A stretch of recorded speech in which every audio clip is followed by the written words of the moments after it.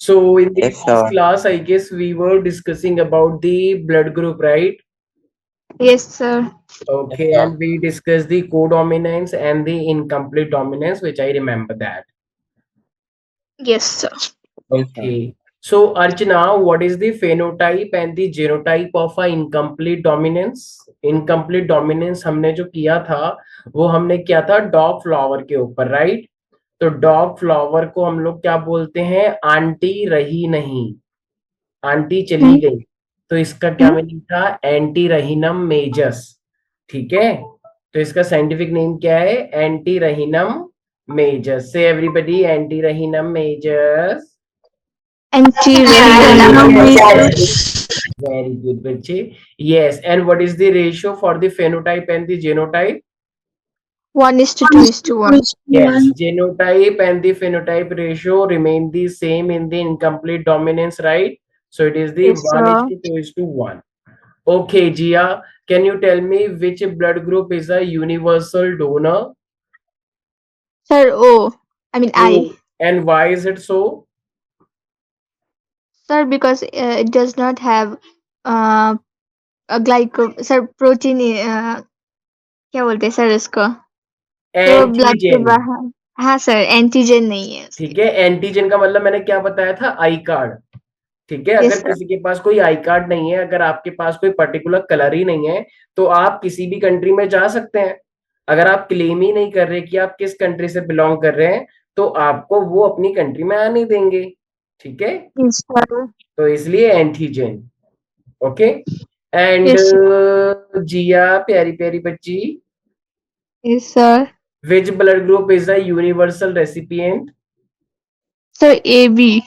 Yes, and why is it so? Sir because it has antigen. है, no, ये कैसी हाँ बात हुई? नो, सर, प्रोटीन एंटीजन से एक्सेप्ट कैसे कर सकते हो आप? फिर तो पहचान लिया जाएगा और हमला हो जाएगा। है।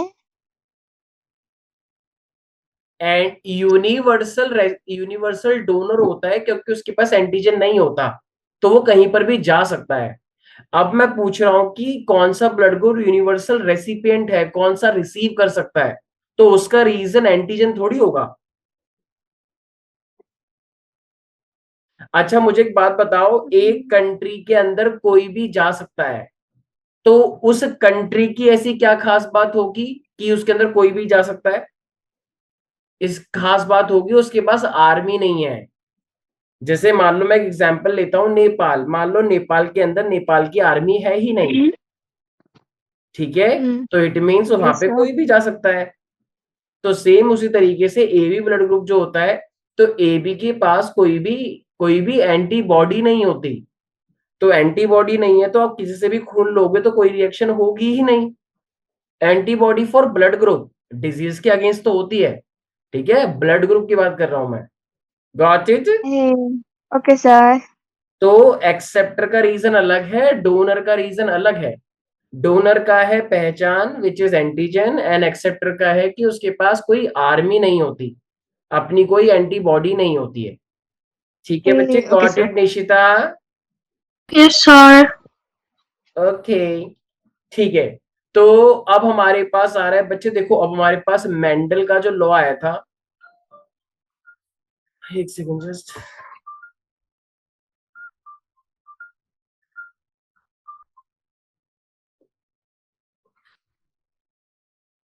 बच्चे प्यारे प्यारे, हमारे पास एक मेंडल का लॉ आया था।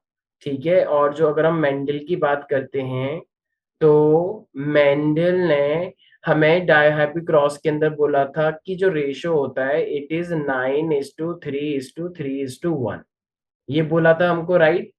9:3:3:1।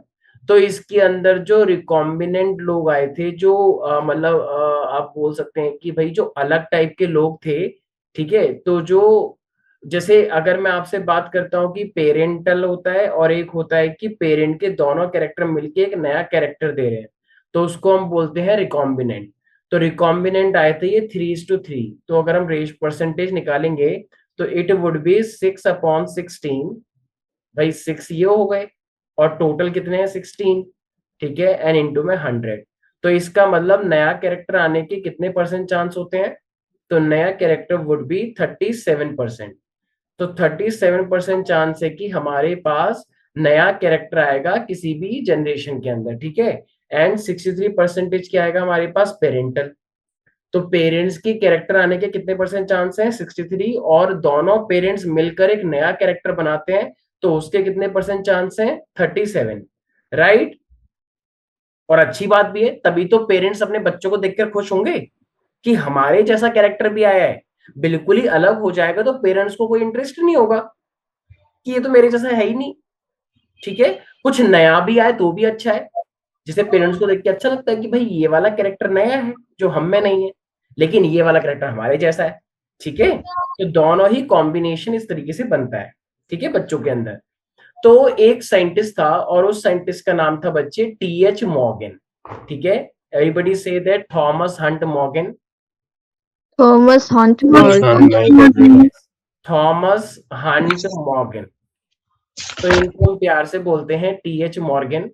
तो इन्होंने क्या, ये एक्चुअली मेंडल के एक बहुत बड़े दुश्मन थे, आप ऐसा बोल सकते हैं, ठीक है।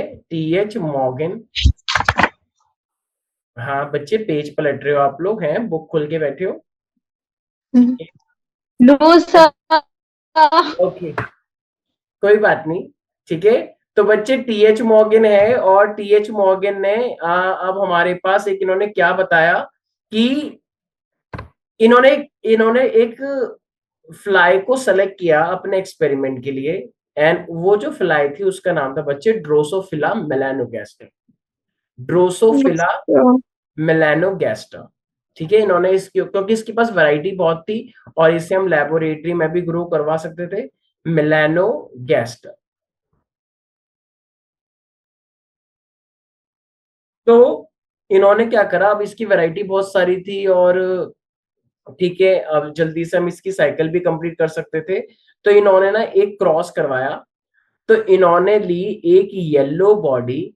अब आपको वो क्रॉस नहीं करवाना, लेकिन आपको उसका रिजल्ट याद रखना है। तो इन्होंने ड्रोसोफिला मेलानोगैस्टर की एक येलो बॉडी ली एंड वाइट आई एक फीमेल ली, ठीक है। वाइट आई, वाइट कलर की आई थी, ठीक है, वाइट आई फीमेल, ठीक है। और इन्होंने इसकी क्रॉसिंग किसके साथ करवा दी? ब्राउन बॉडी के साथ।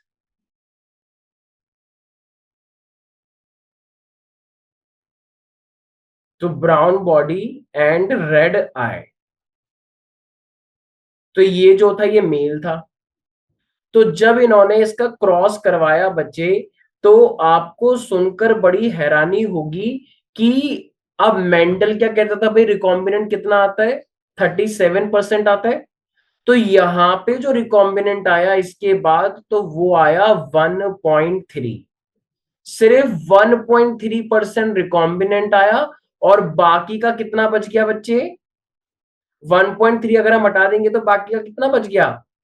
98.7।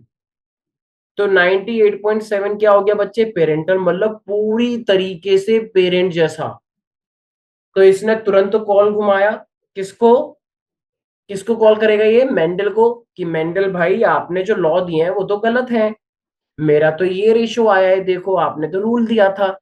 तो मेंडल ने फोन काट दिया कि आप मेरे से ऐसी फालतू की बातें मत करिए। तो इसने दोबारा कॉल किया कि नो, मैंने तो क्रॉस करवाया है, आपके लॉ गलत है। तो मेंडल ने इसका फोन दोबारा से काट दिया और इसको ब्लॉक कर दिया, ठीक है। तो अभी ये समझ गया कि कुछ तो गड़बड़ है, ठीक है, कि कुछ तो गड़बड़ है। अब ठीक है, तो ये रुका नहीं। तो अब इसने क्या करा, अब यहाँ पे तो इसको होल्ड कर दिया इसने। अब इसने एक और क्रॉस करवाया। बच्चे आप लोगों की वीडियो क्यों ऑन नहीं है? क्या मैं अपनी वीडियो भी हाइड कर लूं? सुहांग, पंडी, मंद्रा, अर्चना, जिया, आप लोग सो रहे हो ना? No, sir. Hmm, video on रखो ताकि मेरी नजर रहे कि आप लोग पढ़ रहे हो, ठीक है। आप लोगों के एक्सप्रेशन को देख के मुझे पता चलता है ना कि आगे बढ़ना है या फिर से रिपीट करना है, ठीक है। कुछ लोगों के बच्चों के एक्सप्रेशन बड़े अच्छे होते हैं ना, एकदम ऐसी शक्ल बना लेंगे कि कुछ समझ नहीं आ रहा, तो हमें पता लग जाता है। और सुहांग आप डराओ मत मुझे, ठीक है? एकदम कैमरे के इतने सामने आ गए हो, ठीक है? हमारा स्क्रीन नहीं इधर है ना। ओके ओके, ठीक है बच्चे। तो ये हमारे पास अब सेकंड क्रॉस करवाया किसने? यही टीएच मॉर्गन ने। भाई पहला जो जो क्रॉस का रिजल्ट आया है, जिया ये बताओ, जो पहला रिजल्ट आया है वो मेंडल के फेवर में आया है या मेंडल के अगेंस्ट आया है? सर अगेंस्ट में। हाँ अगेंस्ट आया। भाई मेंडल तो कहता था कि भाई 37% पेरेंट, 37% रिकॉम्बिनेंट आएगा, और यहाँ पे कितना आया है? 1.3। अरे 37 पे तो एक बच्चा पास हो जाता है, और यहाँ पे कितने परसेंटेज आई है? 1.8%। पास किया, उसको तो कंपार्टमेंट भी नहीं आई, वो तो फेल हो गया बुरी तरीके से, ठीक है? तो 1.3, तो इसलिए इसको गुस्सा आया। तो इसने एक सेकंड क्रॉस करवाया कि चलो देखते हैं, क्या पता सेकंड क्रॉस थोड़ा सा सही हो जाए, ठीक है? चेक करने में क्या हर्ज है। तो इसने एक सेकंड क्रॉस भी करवाया। एक सेकंड जस्ट। तो इसने जो सेकंड क्रॉस करवाया, तो बच्चे इसने इस बार लिया व्हाइट आई। व्हाइट आई। इस बार इसने विंग्स लिए हैं, विंग्स, ठीक है ना? एक व्हाइट आई कलर का ड्रोसोफिला लिया, और उसके पंख थे, तो वो पंख उसके छोटे छोटे थे, ठीक है? मिनिएचर विंग इस बार इसने लिया, मिनिएचर विंग। एक second just. Miniature wings. And इनने इसका क्रॉस किसके साथ करवाया? ठीक है, तो ये हम इसका क्रॉस करवा दिया गया, एक red I, white I miniature wing, and the red I large wing, बड़े बड़े पंख, ठीक है? इसके साथ क्रॉस करवा दिया गया। और जब ये क्रॉस करवाया गया, तो इस बार जो हमारे पास रिकॉम्बिनेंट की परसेंटेज आया, तो वो आया 37.2 रिकॉम्बिनेंट। अब 37.2 रिकॉम्बिनेंट अगर आ गया, तो बताइए फिर पेरेंटल कितना होगा? तो पेरेंटल कितना हो गया? 62.8। क्या इस बार ये मेंडल के लॉ को फेवर कर रहा है? जी यार, क्या ये मेंडल के लॉ को फेवर कर रहा है सेकंड क्रॉस? सर। हाँ अप्रोक्सीमेट कर यस रहा है। सर। 0.2 yes sir. 0.3 से कुछ फर्क नहीं पड़ता बच्ची, ठीक है ना? मान लो एक बच्ची फेल हो गई, उसकी परसेंटेज कितनी आई है? 32.8%। तो वो ये कह रही है कि मैं फेल नहीं हुई हूँ, मैं पास के ऑलमोस्ट पास ही हूँ, ठीक है ना? पास होने के एकदम पास हूँ। 32.8 आया मेरे, बस 0.2 और होते तो मैं पास हो जाती। तो ठीक है, यहाँ पे मैटर कर रहा है, बट इतना अप्रोक्सीमेशन चलता है, वो बच्ची की तरफ से पास ही मानी जाएगी, ठीक है? तो इसी तरीके से बच्चे, तो ये वाला लॉ तो मेंडल को फॉलो कर रहा है। तो टीएच मॉर्गन बताओ अब कॉल करेगा नहीं करेगा मेंडल को? नहीं करा उसने, क्योंकि वो अंदर ही अंदर क्या हो गया, समझ गया कि यार मेंडल का लॉ तो सच है, क्योंकि मैंने सेकंड क्रॉस करवाया, तो सेकंड क्रॉस तो बिल्कुल मेंडल के लॉ को फॉलो कर रहा है। Second cross is following the Mendel's law. It means, it means कि पहले क्रॉस में कुछ ना कुछ ऐसी गड़बड़ है, पहले क्रॉस में कुछ ना कुछ ऐसा है जो मेंडल को भी नहीं पता है। ठीक है? तो अब इसने सोचा कि जरूर कुछ ना कुछ यहाँ पे तिगड़म है, जरूर उससे कुछ सोचना पड़ेगा। तो बताओ, अब मैं आप लोगों से पूछता हूं कि ये पेरेंटल, ज्यादातर ये पेरेंटल कैरेक्टर कब आ सकता है? ऐसा पेरेंटल कैरेक्टर कब पॉसिबल है? तो इसका फिर रीजन ढूंढा गया कि बच्चे बिल्कुल अपने पेरेंट जैसे कब होंगे, ठीक है? तो अब वो कब होंगे? सोचो सोचो, सोचें सोचें जरा सोचो। पंडीम, एनी गेसेस कि बच्चे बिल्कुल पेरेंट जैसे कब होंगे? जब होमोजी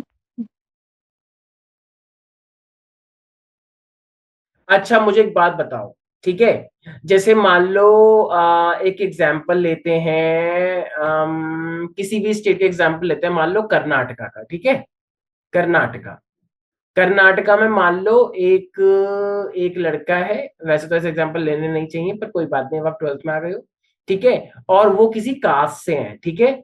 और इसी लड़के की एक शादी हो रही है, ठीक है, उसी कास्ट में, ठीक है? और ये लोग बिल्कुल इनकी जो सेकंड, आई मीन जो इनके परदादा हैं, वो परदादा सेम थे, ठीक है, परदादा इनके सेम थे। तो अब इनकी शादी होगी, तो बताओ बच्चे के अंदर वेरिएशन ज्यादा आएगा या बहुत कम आएगा? बहुत कम आएगा ना, ठीक है। लेकिन मुझे एक बात बताओ, एक कर्नाटका का बच्चा है साउथ का, ठीक है, और उसने मान लो एक वो आया सिक्किम में, या मान लो वो आया मणिपुर में, और उसकी शादी तय हो गई। अब जब उनके बच्चे होंगे, उनकी जो नई जनरेशन आएगी, तो बताओ वो बच्चों के अंदर ज्यादा वेरिएशन आएगा या कम आएगा? ज्यादा। ज्यादा आएगा, राइट। ज्यादा वेरिएशन का मतलब है रिकॉम्बिनेंट ज्यादा आएगा, राइट, इजंट इट? ठीक है, जैसे मान लो अगर हम सुहांग की बात करते हैं, तो सुहांग मान लो आगे जाके किसी इंटरनेशनल ट्रिप पे गया, ठीक है, बड़े होने के बाद, अभी तो आप बहुत छोटे हो, ठीक है, और वहीं पर ही रिश्ता भी तय हो गया। वैसे तो अभी आप बहुत छोटे हो, ऐसी बातें बोलनी नहीं चाहिए, लेकिन तो इसका मतलब आने वाली जनरेशन में वेरिएशन आ सकता है, राइट। सो सेम इसी तरीके से बच्चे होता है क्या, जब भी हमारे पास क्रोमोसोम होते हैं इस तरीके से, ये जो क्रोमोसोम है, ठीक है, तो हमारे पास ना जीन्स जो होते हैं, जैसे मान लो एक जीन ये रहा, एक जीन ये रहा, ए और बी, एक जीन ये रहा सी, और एक जीन ये रहा डी। तो ए पूरी तरीके से इंडिपेंडेंट है सी के साथ जुड़ने के लिए और डी के साथ जुड़ने के लिए, ठीक है। तो ये आगे जाके जुड़ेगा और नए नए कैरेक्टर देगा। लेकिन ये बी जो है, ये बी इसके ज्यादा ही पास आ गया, कि तुम हो पास मेरे, पास मेरे, ठीक है।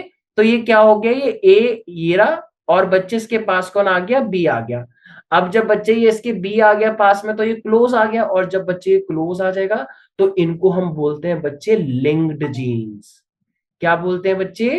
लिंक्ड जीन्स, दे लिंक्ड हो गए हैं, ठीक है। अब मुझे एक बात बताओ, अगर ये जीन पहले लिंक्ड हो गया, तो क्या अब ये किसी और के साथ जुड़ पाएगा?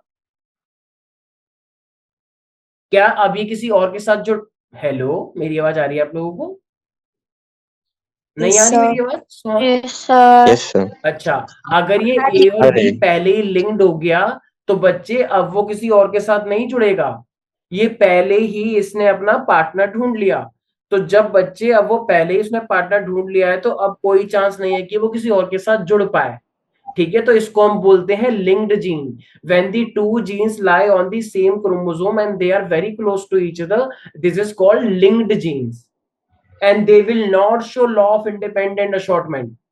जब आजादी ही खत्म हो गई, तो जब आजादी खत्म हो गई, तो नया नया कैरेक्टर आएगा ही नहीं, ठीक है।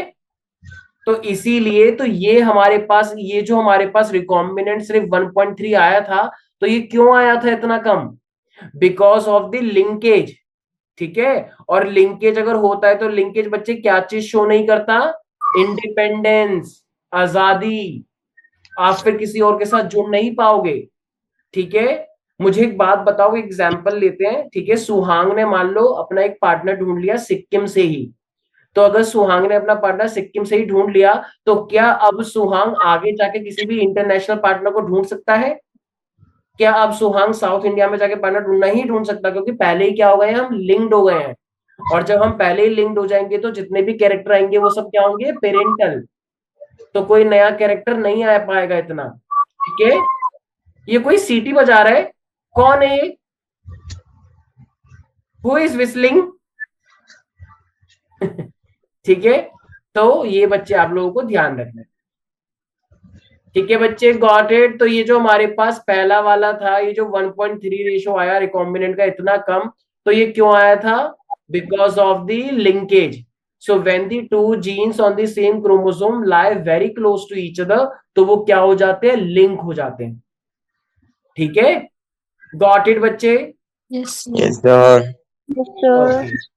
जैसे बच्चे मैं आपको बात बताऊं, जैसे मान लो हम दिल्ली की बात करते हैं, दिल्ली एनसीआर की, दिल्ली एनसीआर की का तो बच्चे कल्चर थोड़ा सा अलग है ना, आप लोग जानते होंगे थोड़ा, ठीक है। मतलब बच्चे पढ़ते भी हैं, लेकिन पढ़ने के अलावा कुछ और भी चीजें करते हैं। जैसे मान लो एक बच्चे ने अपनी बेस्ट फ्रेंड बना ली, ठीक है, और उस बच्चे ने वादा कर दिया कि हम हमेशा साथ रहेंगे, तो वो क्या हो गया फिर, दिस इज कॉल्ड लिंकेज। अब अगर वो लिंकेज अगर पहले ही हो चुकी है, तो क्या बताओ, अब वो आगे जाके अपने पार्टनर को ढूंढ पाएगा क्या? क्या उसकी फैमिली को ये राइट मिल पाएगा क्या? नहीं, तो इसी को हम लोग बोलते हैं लिंकेज। और इससे क्या चांस हो सकता है कि रिकॉम्बिनेशन फ्रिक्वेंसी कम हो सकती है। ठीक है, आने वाली जनरेशन में वेरिएशन कम हो सकता है। ठीक है, और ऐसा भी हो सकता है कि हम लोग मारे जाएं।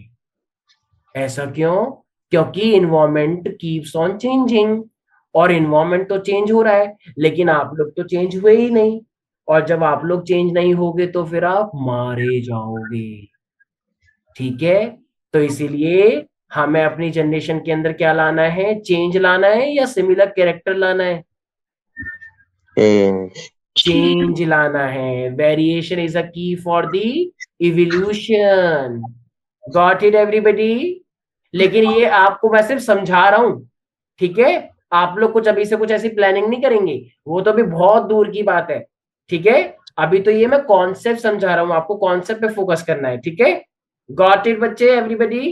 तो इसका मतलब टीएच मॉर्गन ने कौन सा लॉ दिया था बच्चे? लिंकेज का। और ये लिंकेज क्या होता है? यस निशिता शर्मा। निशिता शर्मा मैदान में उतर रही हैं जवाब देने के लिए। सब लोग ताली बजाएंगे। Very good. यस निशिता बताइए। So when two genes are very close to each other, yes, they जब भी कोई दो लोग बहुत क्लोज हो जाएंगे तो फिर वो क्या हो जाएंगे? तो फिर वो लिंक्ड हो जाएंगे। और जब वो लिंक्ड हो जाएंगे तो क्या फिर उनके पास उनकी आजादी रहेगी? no, sorry. नहीं रहेगी, उनसे उनकी आजादी छीन ली जाएगी। और जब आजादी छीन जाएगी तो फिर आजादी खत्म हो जाएगी। ठीक है, और वो हो जाएंगे हमेशा के लिए लिंक्ड। और इससे क्या होगा? पेरेंटल कैरेक्टर ज्यादा आएगा एंड रिकॉम्बिनेंट कैरेक्टर बहुत कम हो जाएगा। Got it everybody? Yes, yes sir. Yes Nishita, पंडीम, जिया। तो लिंकेज का फिनोमेना समझ में आ गया? yes, sir. Yes sir. Okay Jiya. तो ये थे टीएच मॉर्गन जिन्होंने हमारे पास ये सब चीजें बताई। ठीक है ना बच्चे? तो आप लोग ध्यान रखेंगे इसके बारे में। इसके आगे वैसे एक साइंटिस्ट था, ठीक है, जिनका नाम था स्टुअर्ट वेंट।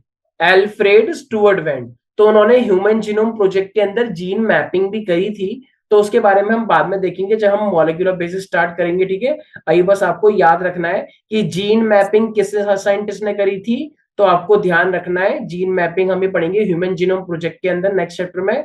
ठीक है, तो ये इनका नाम आपको याद रखना है। इन्होंने ह्यूमन जीनोम प्रोजेक्ट के अंदर एक जैसे कि क्या सीक्वेंस होता है डीएनए का, कौन सा जीन क्या फंक्शन परफॉर्म करता है, तो ये सब काम इन्होंने किए थे। ठीक है, तो सारे बच्चे बोलेंगे Alfred Stuart went. Alfred Stuart went. ठीक है, अल्फ्रेड स्टुअर्ट वेंट। एंड इन्होंने जीन मैपिंग में बहुत बड़ा योगदान दिया था अपना। ठीक है, जीन मैपिंग आप लोगों ने पढ़ लिया है human genome project molecular basis school के अंदर? पढ़ लिया? नहीं सर। नहीं, ये 13 साल का सर प्रोजेक्ट था ये। It is a 13 year project, mega project, जिसके अंदर फ्रांस, चाइना, ठीक है, जर्मनी और इंडिया तो नहीं था, यूएस, ठीक है, बड़ी बड़ी कंट्रियों ने मिलके बहुत पैसा खर्च हुआ था, जिसका मेन एम था हमें पूरे डीएनए का सिक्वेंसिंग करनी है। ठीक है, तो पूरे डीएनए की सिक्वेंसिंग का मतलब है कि कौन सा जी कौन सा बेस पेयर किसके बाद आता है और कौन सा जीन क्या फंक्शन परफॉर्म करता है, ये सब देखना था। ऑल्दो कुछ चीजें हम नहीं डिस्कवर कर पाए, लेकिन 50% सक्सेसफुल था ये प्रोजेक्ट। ठीक है, तो इसको 13 साल लग गए थे करने में। ठीक है बच्चे, गॉट इट? सर ओके, अब इसके बाद हमारे पास आ रहा है क्रोमोसोमल थ्योरी ऑफ इनहेरिटेंस। अब ये क्रोमोसोमल थ्योरी ऑफ इनहेरिटेंस में आप लोग मुझे एक बात बताएंगे। ठीक है, सारे बच्चे ध्यान से सुनना। क्रोमोसोमल, ये डायग्राम से मैं आपको ज्यादा बेटर तरीके से समझा पाऊंगा। क्रोमोसोमल थ्योरी ऑफ, आप लोगों ने एक साइंटिस्ट का नाम सुना होगा, सर्टन एंड बोवेरी। ठीक है, सारे लोग बोलेंगे, बच्चे बोलो, Sutton and Boveri. Certain and Bovary. हाँ, क्रोमोसोमल थ्योरी ऑफ इनहेरिटेंस। और इन साइंटिस्ट का नाम था सर्टन एंड बोवेरी। ठीक है, सर्टन एंड बोवेरी। अब मुझे एक बात बताना बच्चे प्यारे प्यारे, आप सब लोग मिलके। ठीक है, जैसे मैं एक एग्जांपल लेता हूं, मान लो एक बच्चा है, उसका नाम है आनंद। ठीक है, तो मुझे एक बात बताओ, अब उस आनंद की बॉडी के अंदर, ठीक है, आनंद की बॉडी के अंदर क्रोमोसोम्स हैं, ठीक है, तो उस आनंद की बॉडी के अंदर अगर ये बच्चे क्रोमोसोम्स हैं, ठीक है, तो आप लोग जानते हो एक सेट क्रोमोसोम कहां से आया, मॉम से, और एक सेट क्रोमोसोम कहां से आया बच्चे, डैड से, राइट। एक सेट मॉम से आया, एक सेट डैड से आया, आया नहीं आया इसकी बॉडी के अंदर Yes, पूरे sir. 23 पेयर्स पे, ठीक है, ओके। तो बच्चे जब ये आगे जाके स्पर्म की फॉर्मेशन करेगा, जब बच्चे आगे जाके ये स्पर्म की फॉर्मेशन अगर करेगा, तो बच्चे या तो ये वाला सेट जाएगा, भाई हाफ सेट ही तो जाता है स्पर्म के अंदर, ओनली हाफ सेट। तो अगर स्पर्म के अंदर हाफ सेट ही जाना है तो या तो ये वाला जाएगा या फिर ये वाला जाएगा, तो दोनों में से कोई एक ही जा सकता है। तो फिर बेबी के अंदर दादा दादी के कैरेक्टर, दोनों के कैरेक्टर कैसे शो होते हैं? जिया गुड मॉर्निंग, बताइए जिया। मेरा क्वेश्चन है, जैसे मान लो मैं अपनी तो बात नहीं करूंगा, एक लड़का है कोई भी, तो उसकी बॉडी में उसकी मॉम का कैरेक्टर भी आया, राइट, और डैड का भी आया है, लेकिन जो गैमेट होते हैं, गैमेट में तो सिर्फ हाफ सेट ही जाता है, तो इसका मतलब या तो डैड का जाएगा या मॉम का जाएगा। तो फिर बेबी दादा और दादी दोनों के कैरेक्टर कैसे शो कर पाता है जब उसमें में सिर्फ आधा ही सेट गया है? तो सोचो। यस निशिता, निशिता मान लो मैं समझाता हूँ, आपके अंदर आपके मॉम और डैड दोनों के कैरेक्टर आए, राइट, Yes, sir. ठीक है, तो इसका मतलब एक सेट पूरा मॉम का है, एक सेट पूरा डैड का है। अब आगे जाके अगर मैं ओवम की बात करता हूं तो या तो मॉम का कैरेक्टर जाएगा या फिर डैड का कैरेक्टर जाएगा। तो हमारा होने वाला बेबी दोनों कैरेक्टर कैसे शो करेगा? नाना नानी के कैरेक्टर कैसे शो कर देगा, या दादा दादी के कैरेक्टर कैसे शो कर देगा? सिर्फ एक के ही तो करने चाहिए, सोचो सोचो। और पेरेंट्स के जीन में भी उनके पेरेंट्स का वो होता है, हाँ हाँ बोलो बोलो, क्यों नहीं, हमें बड़ी खुशी होगी, आप बोलिए। सर। पेरेंट्स के जीन में उनके पेरेंट्स का भी जीन होता है थोड़ा थोड़ा। अच्छा, थोड़ा थोड़ा थोड़ा थोड़ा, ओके। और किसी को कुछ कहना है, थोड़ा थोड़ा? ओके, मैं बताता हूँ बच्चे, देखो गैमेट में जाने से पहले क्या होगा, ठीक है, ये आपने पढ़ा था 11th क्लास के अंदर, याद करो, मियोसिस 1, लैप्टोटीन जाइगोटीन पैकेज, जी है, वेरी गुड, सो जाओ, वेरी गुड, निन्नी नानी आ जा। हाँ हाँ, नहीं ओके सॉरी। ओके ओके बच्ची, ऐसे करके लग रहा है जैसे आप ऐसे करके हो ना, तो हमें ऐसा लग रहा है, ऐसा फीलिंग आ रही है कि आप सो रहे हो, पर कोई बात नहीं, ठीक है। और नीचे ना लैप्टोटीन जाइगोटीन पैकेटीन डिप्लोटीन डाइकेनाइसिस, ठीक है। तो मियोसिस 1 की 5 सब स्टेजेस होती हैं, ठीक है। सुहांग, तुमने अपना ये वाइब्स ऐसे क्रिएट कर दिया, राइट, स्लीपिंग वाइब्स, ठीक है, तो हर कोई सो रहा है, ठीक है। लैप्टोटीन जाइगोटीन पैकेटीन डिप्लोटीन डाइकेनाइसिस, ये 5 सब स्टेजेस थी जहां पे क्या होता है, जीन क्रॉसओवर करता है। अब देखो, जैसे मैं अपनी बात करता हूँ बच्चे, जैसे मान लो ये मेरे डैड का डीएनए, सॉरी डैड का क्रोमोसोम है, राइट, सपोज कर लो, और मान लो ये मेरे मॉम का क्रोमोसोम है, ठीक है, ये मेरे डैड का और ये मेरे मॉम का ठीक है। अब बच्चे गैमेट की फॉर्मेशन से पहले क्या हो, अब देखो या तो यही वाला जा सकता है या ये वाला चलेगा। अगर मान लो गैमेट में ये चला गया तो मेरा बेबी तो फिर पूरी तरीके से डैड जैसा हो गया, मतलब दादा का, तो दादी तो गुस्से में हो जाएगी कि मेरा पोता मेरे पे क्यों नहीं गया, ठीक है। तो इसलिए बच्चे, तो अब होगा क्या यहाँ पे, तो इससे पहले कि गैमेट फॉर्म हो, तो गैमेट फॉर्म में क्या हो जाएगा, ये ना एक्सचेंज कर लेंगे। गैमेट में जाने से पहले क्या हो जाएगा, ये आपस में ना, ये जो क्रोमोसोम है ये पास पास आ जाएंगे, ठीक है। इस तरीके से मैं बता देता हूं एक बार, तो इस तरीके से इनके बीच में क्या हो जाएगा, क्रॉसिंग ओवर। और क्रॉसिंग ओवर से क्या करेगा, ये थोड़ा थोड़ा, जो बच्ची ने बोला था निशिता ने, थोड़ा थोड़ा, तो वो थोड़ा थोड़ा एक्सचेंज हो जाएगा, तो वो थोड़ा थोड़ा इस तरीके से हो जाएगा, बिल्कुल सही बोला था बच्ची ने। तो वो थोड़ा थोड़ा ऐसे एक्सचेंज हो जाएगा, थोड़ा सा यहाँ पे, थोड़ा सा यहाँ पे, और ये थोड़ा थोड़ा ही बहुत बड़े इफेक्ट के लिए काफी होता है। तो देखो, अब ये वाला क्रोमोसोम के अंदर भी मॉम डैड के कैरेक्टर है, राइट, और इस वाले क्रोमोसोम के अंदर भी दोनों कैरेक्टर है। तो अब अगर स्पर्म के अंदर ये वाला कैरेक्टर जाएगा तो भी वो दादा दादी के कैरेक्टर शो करेगा, राइट, और अगर ये वाला भी चला गया तब भी शो करेगा। Isn't it? यस और नो? तो Yes, इसका sir. मतलब बच्चे हमारे गैमेट में भी, तो हमारे गैमेट में इससे पहले कि क्रोमोसोम जाए तो उससे पहले हमारी बॉडी में क्या हो जाता है? Crossing over. ठीक है, everybody say that crossing over. Crossing over. Crossing over. ठीक है, और बच्चे ये सब क्रॉसिंग ओवर कहाँ पे होगी आपकी? आप लोगों को ध्यान रखना है, देखो, एक तो है एनाफेज, मियोसिस 1 का एनाफेज एंड मियोसिस 2 का एनाफेज। तो मैं आपको एक बार डायग्राम दिखा देता हूं, ताकि जस्ट गिव मी 1 सेकेंड। तो ये डायग्राम आपको मैं दिखा रहा हूं, जस्ट गिव मी। क्या आप इस डायग्राम को देख पा रहे हैं बच्चे प्यारे प्यारे? Yes, sir. सर तो ये जो हमारे पास इस तरीके से आप क्रोमोसोम अगर थोड़ा बहुत देख पा रहे होंगे, तो यहाँ पे ये क्रोमोसोम है, और देखो एक हमारे पास ऊपर क्या था, इस तरीके के स्ट्रक्चर थे, तो हमारे पास पॉसिबिलिटी है। तो अगर आप देख पाओ तो ऊपर का कलर कॉम्बिनेशन देखो, ठीक है, तो इस तरीके से क्रोमोसोम जो है वो थोड़ा, देखो इसके पास दोनों कैरेक्टर आ गए, ठीक है ना, या इस डायग्राम से आप थोड़ा सा ज्यादा समझ पाएंगे। हाँ जी, ये वाला डायग्राम। तो एक हमारे पास ऑरेंज के साथ ग्रीन लगा था, एक येलो के साथ रेड, ठीक है। तो हमारे पास पॉसिबिलिटी हर तरीके की है, एक पॉसिबिलिटी ये वाली भी है, और एक पॉसिबिलिटी की विदाउट क्रॉसिंग ओवर भी आ सकते हैं और विद क्रॉसिंग ओवर भी आ सकते हैं। देखो ये एक्सचेंज हो गया, ठीक है ना। तो इस तरीके से हमारे पास दोनों ही ऑप्शन होते हैं, तो मियोसिस 1 एंड मियोसिस 2 के एनाफेज में। तो ये इस तरीके से क्या होता है, अगर एक्सचेंज होता है, अगर क्रोमोसोम्स का एक्सचेंज हो जाता है, तो इससे क्या होता है, लॉ ऑफ इंडिपेंडेंट असॉर्टमेंट अच्छा होता है, ठीक है, रिकॉम्बिनेशन ज्यादा अच्छा होगा।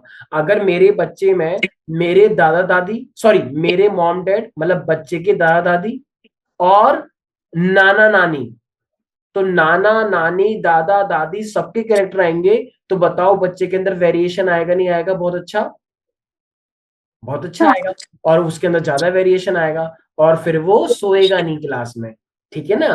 तो जितना ज्यादा वेरिएशन आएगा तो उतना अच्छा रहेगा, ठीक है, और वो उतना ही अटेंटिव रहेगा। ठीक है बच्चे, गॉट इट? तो इसीलिए variation is a key for the evolution. Got it बच्चे? तो ये था हमारे पास Nishita chromosomal theory of inheritance, ठीक है, और ये किसने दिया था? सटन एंड बोवेरी ने। उमेश आप जेई पढ़ रहे हैं, पर अभी तो नीट की क्लास चल रही है। अभी मैंने एक बुक देखी जिसपे जेई लिखा था। वेरी गुड सर ये जी। दूसरे वाला है सर। ओके, तो ठीक है भाई, तो ये तो था हमारे पास क्रोमोसोमल थ्योरी ऑफ इनहेरिटेंस, ठीक है, और आपको ये डायग्राम भी बनाने हैं, ठीक है। सारे बच्चे एक बार अपनी कॉपी निकालें, सारे बच्चे एक बार अपनी सर कॉपी सर निकालें। मैंने क्वेश्चन पूछा है चलिए, आपको। ओके। और बच्चे एक रफ डायग्राम आप लोग बनाएंगे ये वाला। Hello sir. हेलो, हेलो हाँ हाँ, बोलो बोलो। सर, मैंने आपको क्वेश्चन पूछा है। क्वेश्चन पूछा है? Okay, give me a second.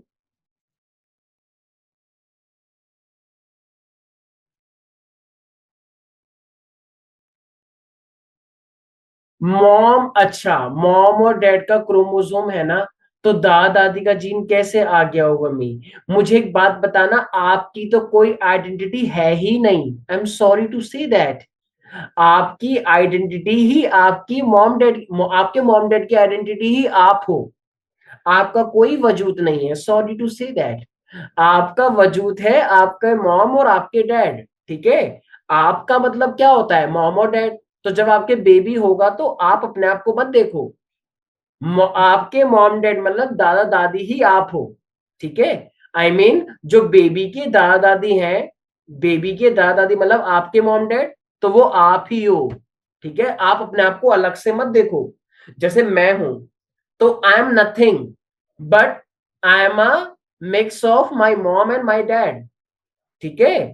तो मैं ही मॉम डैड हूं अपने, मतलब अपने मॉम डैड का मैं ही हूं, ठीक है, आप मेरे को अलग से मत देखो, मेरे मॉम डैड है तभी तो मैं आया हूं, ठीक है। और जब मेरा बेबी होगा तो मेरा बेबी मेरे को दिखाए या मेरे मॉम डैड को दिखाए, वो एक ही बात है, ठीक है।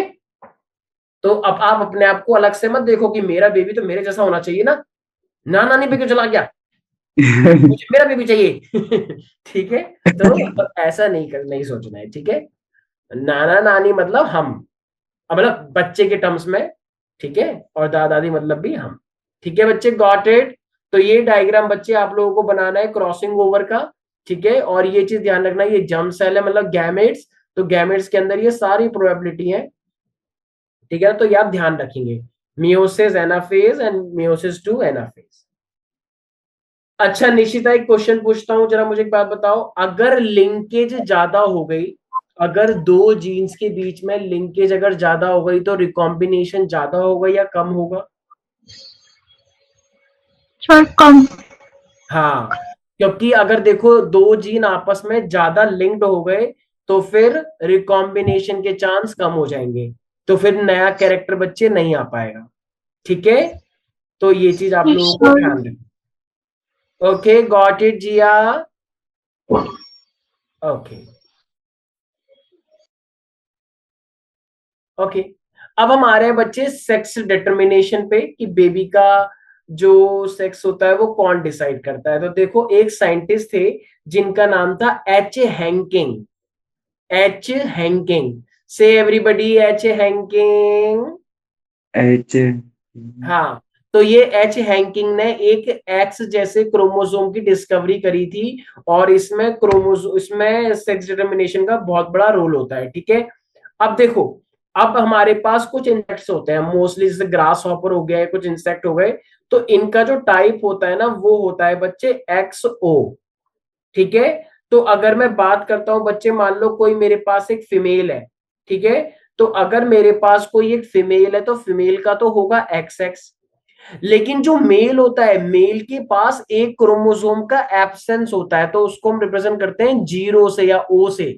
ओ का मतलब यहाँ पे ओ नहीं है, इस ओ का मतलब है कि प्रेजेंस ही नहीं है, ओ का मतलब इस एब्सेंस, ठीक है। तो इसका मतलब बस आपको इतना ध्यान रखना है, अगर कोई मेल मक्खी है, मेल इंसेक्ट है, तो उसके पास एक ही एक्स होता है, और अगर कोई फीमेल है तो उसके पास दो एक्स होते हैं, ठीक है। मतलब उसके पास स्पर्म तो है, लेकिन उस स्पर्म के अंदर बच्चे ये क्रोमोसोम नहीं होगा। तो देखो, अब अगर ये फीमेल है तो फीमेल के पास ये वाला एक्स आ सकता है या ये वाला, और अगर मेल होगा तो मेल के पास एक्स ये वाला स्पर्म के पास एक्स होगा, या यार स्पर्म के पास कुछ होगा ही नहीं, तो उसको हम ओ से रिप्रेजेंट करते हैं। तो अब ये वाला इसके साथ जुड़ सकता है, ये वाला इसके साथ, ये वाला इसके साथ, या फिर ये वाला इसके साथ, ठीक है। तो मेरे पास क्या हो जाएगा बच्चे, एक्स एक्स, या फिर एक्स ओ, या फिर एक्स एक्स, या फिर एक्स ओ, ठीक है। तो बच्चे ये जो मेरे पास एक्सो एक्सो है, ये क्या होंगे बच्चे, तो ये हो जाएंगे मेरे पास मेल, ठीक है। ये भी मेल है, और बच्चे ये भी मेल है, ठीक है। लेकिन बच्चे ये जो एक्स एक्स है, ये वाला एक्स एक्स, ये क्या होंगे बच्चे, फीमेल, ठीक है। तो ये भी फीमेल और ये भी फीमेल, गॉट इट। तो इस टाइप का जो पैटर्न देखने को मिलता है वो हमें कहां देखने को मिलता है, इंसेक्ट्स के अंदर, जैसे कि ग्रास हॉपर। तो it is known as a XO type determination. अच्छा, ह्यूमंस के अंदर कौन सा टाइप होता है बच्चे, एक्स वाई। X Y. तो इसका मतलब जो मेल्स होते हैं, तो मेल्स या तो एक्स वाला स्पर्म निकालेंगे या फिर वाई वाला स्पर्म, ठीक है। और जो भी स्पर्म ओवम के साथ जुड़ जाएगा वैसा ही बेबी होगा। फीमेल तो हर बार एक्स एक्स ही निकालती है, राइट। तो अब अगर फीमेल का ओवम तो हर बार ही एक्स टाइप का होगा, लेकिन अगर मैं मेल की बात करता हूं तो मेल दो टाइप के स्पर्म निकालता है, या तो एक्स वाला या वाई क्रोमोसोम वाला। तो अगर एक्स वाला एक्स से जुड़ गया तो बेबी क्या होगा, एक्स एक्स, मतलब फीमेल बेबी हो गई ये भी। अगर ये वाला एक्स और ये वाला एक्स जुड़ गया तो भी बेबी कैसी होगी बच्चे, एक्स एक्स, फीमेल बेबी। लेकिन अगर ये वाला वाई और ये वाला जुड़ गया तो बच्चे क्या होगा, एक्स वाई, एक्स वाई मतलब मेल बेबी, ठीक है। और अगर ये वाला बाय इस वाले एक्स से जुड़ गया होगा तो भी क्या होगा, मेल। इसका मतलब कौन डिसाइड कर रहा है कि मेल बेबी होगा, मेल। हाँ, तो मेल ही डिसाइड करता है, क्योंकि मेल के पास वैरायटी ऑफ स्पर्म होते हैं, फीमेल तो हर बारी एक्स क्रोमोसोम देगी। ठीक है, तो हमारे राजस्थान में ऐसे करके होता है ना, राजस्थान, बिहार, जहाँ पे हम क्या करते हैं, अगर फीमेल बेबी होती है तो उसको फिट कर देते हैं ना, फीमेल फिटिसाइड सुना होगा बहुत पहले। ठीक है, कि दहेज प्रथा चलती है ना, वहां पे शादी हुई तो दहेज देना पड़ेगा, तो इसलिए वो फीमेल बेबी को मार देते हैं। मतलब पहले होता था, अब तो काफी सिचुएशन ठीक हो गई है। ठीक है, अब तो आजकल चल रहा है ना बेटी बचाओ बेटी पढ़ाओ, ऑल्दो उसमें एक भी पैसा खर्च नहीं हुआ, वो अलग बात है। ठीक है, वो सिर्फ एक नारा है। ठीक है, तो ठीक है, सिचुएशन थोड़ी ठीक हुई है, थोड़ी अच्छी हुई है। गॉट इट बच्चे? यस। Yes, अब sir. हमारे पास लास्ट आ रहा है, तो अब इसके बाद आएगा हमारे पास ड्रोसोफिला के अकॉर्डिंग। ठीक है ना, जैसे अभी भी हमने देखा कि हमारे पास ड्रोसोफिला मेलानोगास्टर है, राइट? तो उसके अंदर किस तरीके, जैसे बर्ड्स की हम बात करते हैं, बर्ड्स, तो बर्ड्स के अंदर भी क्या देखने को मिलता है बच्चे? अब यहाँ पे उल्टा है, लेकिन सिर्फ बर्ड्स वाला ऐसा है जहां पे पैटर्न थोड़ा अलग है, जहां पे फीमेल डिसाइड करती है। तो फीमेल का क्या क्रोमोसोम होता है बच्चे? ZW। W। और मेल का क्या होगा? ZZ। ठीक है, तो फीमेल डिसाइड करेगी, तो बच्चे अगर फीमेल है तो फीमेल के पास Z भी हो सकता है और W भी हो सकता है। इसी तरीके से बच्चे, तो मेल के पास ये भी हो सकता है और ये भी हो सकता है। ठीक है, तो ये वाला इसके साथ क्रॉस कर सकता है, और पॉसिबिलिटी की बात चलती है। ठीक है, तो पॉसिबिलिटी आपको देखनी है, ये वाला इसके साथ एंड ये वाला इसके साथ। तो मेरे पास क्या हो जाएगा? ZZ, ZZ, ZW and this ZW। तो ये मेरे पास क्या है? ZZ वाले, दीज आर दी मेल्स। ठीक है, बर्ड्स के अंदर मेल्स का सेम होता है, बट फीमेल जो होती है उनका अलग होता है। Got it everybody? Yes, sir. कोई डाउट है इसके अंदर बच्चे प्यारे प्यारे? No sir. ओके, देखो अब जो चीज हम पढ़ने वाले हैं, ठीक है, तो वो चीज है, उसको हम लोग क्या बोलते हैं बच्चे? उसको हम लोग बोलते हैं पेडिग्री एनालिसिस। ठीक है, सारे बच्चे बोलो पेडिग्री एनालिसिस। अब ये सबसे, ये है जेनेटिक्स का बेस। जिसको ये समझ में आ गया, समझो उसको जेनेटिक्स आ गया, और जिसको ये समझ नहीं आया, बड़े अफसोस की बात होगी कि सब कुछ करा कराए को आप मल्टीप्लाई कर दो 0 से। ठीक है, तो हो जाएगा बच्चे सब कुछ 0। ठीक है, तो हमारे पास आ रहा है पेडिग्री एनालिसिस। ये जेनेटिक्स का खिलाड़ी वही है जिसको पेडिग्री एनालिसिस आता है। अब हम इसको शुरुआत करते हैं। ठीक है, देखो अब हमें यहाँ पे पूरा जनरेशन का चेक करना होता है कि क्या क्या प्रोबेबिलिटी हो सकती है, कोई डिजीज कितना आ सकता है। तो जब भी आप ऐसा स्क्वायर जैसा डिब्बा बनाओगे तो ये मेल को रिप्रेजेंट करेगा, और जब भी आप ऐसे सर्कल बनाओगे तो बच्चे ये फीमेल को रिप्रेजेंट करेगा। ठीक है, ध्यान रखना है बच्चे। अगर बच्चे मान लो मेल, अगर वो मेल और फीमेल में से बच्चे वो कुछ नहीं है, तो फिर आप ऐसे दिखाओगे सेक्स अनस्पेसिफाइड, मतलब ना तो वो मेल है ना वो फीमेल है। ठीक है, तो सेक्स अनस्पेसिफाइड, तो आपको ऐसे रिप्रेजेंट कर देना है बस।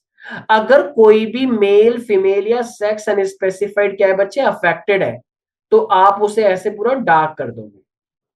ठीक है, अगर फीमेल भी किसी डिजीज से अफेक्टेड है और अगर सेक्स अनस्पेसिफाइड भी किसी चीज से अफेक्टेड है, तो बच्चे आप उसे ऐसे डार्क कर दोगे। ठीक है, एक बच्चा मेरे से कह रहा था कि सर जो सेक्स अनस्पेसिफाइड है वो तो ऑलरेडी अफेक्टेड होते हैं। ये कैसी मेंटेलिटी है आपकी? ये क्या बात कर रहे हो आप कि सर जो सेक्स अनस्पेसिफाइड है वो तो ऑलरेडी अफेक्टेड है क्योंकि वो हमारे जैसे नहीं है। तो तुम ऐसा बोल रहे हो तो तुम भी अफेक्टेड ही हो। ठीक है ना, I am sorry to say that. आप लोगों को 3 जेंडर लेके चलने पड़ेंगे, और तीसरे जेंडर को आप ये नहीं बोल सकते कि वो अफेक्टेड है। वो भी नॉर्मल है, उनके सारे फंक्शन नॉर्मल है, बस वो मेल फीमेल नहीं है। ठीक है, और जो आप ये कह रहे हो कि सर वो तीसरे वाले जो है वो तो ऑलरेडी अफेक्टेड होते हैं, तो फिर बच्चे अफसोस, आप भी बहुत बुरी तरीके से अफेक्टेड हो ऐसा कहना। ठीक है ना बच्चे, गॉट इट? ओके, तो ये सब क्या है बच्चे, अफेक्टेड लोग हैं। अगर कोई भी किसी भी डिजीज से अफेक्टेड है तो ये तीसरी बात क्या हो जाएगी, तो आप इस तरीके से डार्क कर दोगे। अच्छा मान लो मेल और फीमेल बच्चे अगर मेटिंग कर रहे हैं, ठीक है, तो हम इस तरीके से दिखाएंगे, इट इज द मेटिंग, ठीक है, जेनेटिक्स के अंदर। और अगर ये ऐसे मेटिंग कर रहे हैं, अगर मान लो इनके पहला बच्चा हुआ है तो आप इस तरीके से दिखाओगे, मान लो पहले इनके लड़की हो गई, ठीक है, और मेटिंग के बाद इनके फिर ये बच्चे लड़का हो गया, ठीक है, तो आप इस तरीके से मेटिंग को दिखाओगे, ठीक है बच्चे। मान लो अगर एक मेटिंग हुई है, ये इस तरीके से मेटिंग हुई है, ठीक है, और इनके एक बच्ची हुई या एक लड़का हो गया मान लो, और वो लड़का क्या था, अफेक्टेड है किसी डिजीज से, तो आप ऐसे करके दिखाओगे, ठीक है बच्चे। अगर मान लो बच्चे 5 बच्चे हो गए एक साथ और पांचों बच्चे क्या है, अनअफेक्टेड हैं, तो फिर तो आप ऐसा करके दिखा सकते हो, उसमें कोई दिक्कत नहीं है, ये थर्ड जेंडर नहीं है, बस 5 अनअफेक्टेड ऑफस्प्रिंग है। ये जो मैंने बनाया है इसका मतलब कोई थर्ड जेंडर नहीं है, बस वो 5 बच्चे हुए हैं वो अनअफेक्टेड है, ठीक है। अच्छा मान लो अगर अपनी ही फैमिली में किसी की ब्रीडिंग हो रखी है, मान लो मतलब कोई क्लोज रिलेटेड वन, ठीक है, तो उसको हम क्या बोलते हैं, कंसेंजेनियस मेटिंग। अगर हमारे रिलेटिव के साथ कोई मतलब सेम टाइप के जीन अगर आ गए हैं तो उसको हम लोग क्या बोलते हैं, consanguineous mating. Everybody say that consanguineous mating, Consanguineous ठीक है, तो mating. इसका मतलब होता है बच्चे अपने मेटिंग बिटवीन द रिलेटिव्स। तो आप इसको इस तरीके से दिखा सकते हो, इस तरीके से, ठीक है, तो ये कॉन्संजीनियस मेटिंग है, मेटिंग बिटवीन द रिलेटिव्स। तो ठीक है, गॉट इट बच्चे। अब देखो ये जो पेडिग्री होता है, अब ये पेडिग्री में आप लोगों ने मेंडल्स तो पढ़ ही लिया है, तो देखो अब ना आपको ना 3-4 चीजें याद रखनी है, ठीक है। आप लोग डोमिनेंट के बारे में भी जानते हो और आप लोग सेक्स लिंक के बारे में भी जानते हो, ठीक है। तो अब देखो एक हमारे पास होगा ऑटोजोमल डिजीज, मतलब जो हमारे 1 से लेके 22 क्रोमोसोम पे आ जाता है, उसे हम लोग क्या बोलते हैं, ऑटोजोमल। अब ये ऑटोजोमल 2 टाइप का हो सकता है, डोमिनेंट या फिर रिसेसिव। मतलब वो डिजीज डोमिनेंस के अकॉर्डिंग भी आ सकती है और वो डिजीज रिसेसिव के अकॉर्डिंग भी आ सकती है। जैसे जैसे सुनो सुनो सुनो बच्चे, स्टॉप राइटिंग प्लीज, बच्चे स्टॉप राइटिंग, सारे बच्चे प्लीज स्टॉप राइटिंग। हाँ, जैसे मान लो मैंने बोला कि एक डिजीज है, ठीक है, और वो जैसे मेरी हाइट मान लो बड़ी है, ठीक है, और ये नॉर्मल टी है, ये अफेक्टेड है कैपिटल टी, ठीक है, और बच्चे मेरा जो जीन है वो कैपिटल टी स्मॉल टी है, तो क्या ये डिजीज मेरे अंदर शो हो जाएगी? हाँ, क्योंकि डोमिनेंट वाला क्या करता है, एक्सप्रेस कर जाता है। तो डोमिनेंट वाला अगर एक्सप्रेस कर गया और ये डोमिनेंट वाला ही जीन खराब है तो मैं अफेक्टेड हो जाऊंगा, ठीक है। अच्छा मान लो तो इसको हम बोलते हैं डोमिनेंट, ऑटोसोमल डोमिनेंट। अच्छा मान लो अगर अगर कोई डिजीज है जो स्मॉल टी के ऊपर लगी हुई है, ठीक है, अगर कोई डिजीज है वो रिसेसिव वाली डिजीज है, तो मान लो अगर मैं कैपिटल टी स्मॉल टी हूं तो ये वाला जीन तो गंदा आ गया, राइट, स्मॉल टी, तो क्या मैं अफेक्टेड हूंगा? नहीं, नहीं। क्योंकि कैपिटल टी डोमिनेंट है और वो अच्छा है। तो ये जो स्मॉल टी आया है ये गंदा वाला, इसकी वजह से वो एक्सप्रेस नहीं होगा, क्योंकि लॉ ऑफ डोमिनेंस यहाँ पे लगता है, तो कैपिटल टी मुझे बचा लेगा स्मॉल टी से, ठीक है। तो इसका मतलब मेरे अंदर कौन सी चीज आ गई, रिसेसिव वाली। तो रिसेसिव होना इज गुड, लेकिन मेरे अंदर एक दिक्कत है, मैं अपने बच्चों में तो ट्रांसफर कर सकता हूं ना ये, तो ये गंदी बात हो गई बस। पर कुछ लोग कहते हैं उससे हमें क्या मतलब है, हमारी लाइफ तो अच्छी हो गई ना। ऐसे नहीं सोचना, हम बच्चे अपने बच्चों के लिए तो जीते हैं, ठीक है, तो इसीलिए मतलब अभी तो आप छोटे हो, ठीक है, जब बड़े जाओगे तो बच्चों के लिए जीता है पेरेंट, ठीक है। अच्छा मान लो अगर स्मॉल टी अफेक्टेड है तो एक ये रहा और एक ये रहा, अगर मान लो मेरा ये हो जाए जीनोटाइप तो क्या मैं अफेक्टेड हो जाऊंगा? Yes, sir. हाँ, फिर तो मैं अफेक्टेड हो ही जाऊंगा। तो ये क्या है बच्चे, ये है रिसेसिव।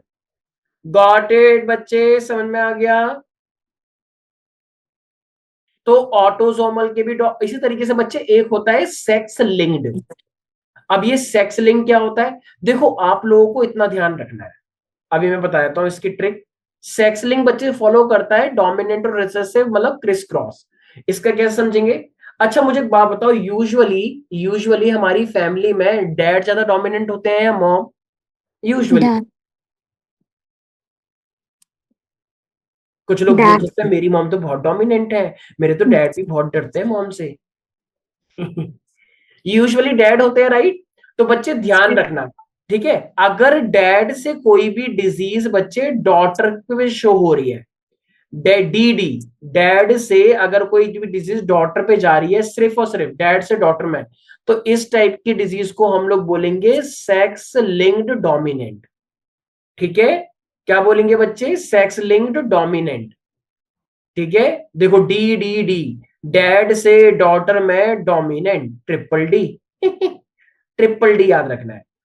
और इसी तरीके से बच्चे अगर मॉम है, अगर मॉम से बच्चे सन में जा रही है, मॉम से सन में जा रही है, तो इसे हम क्या बोलेंगे बच्चे? Sex link recessive.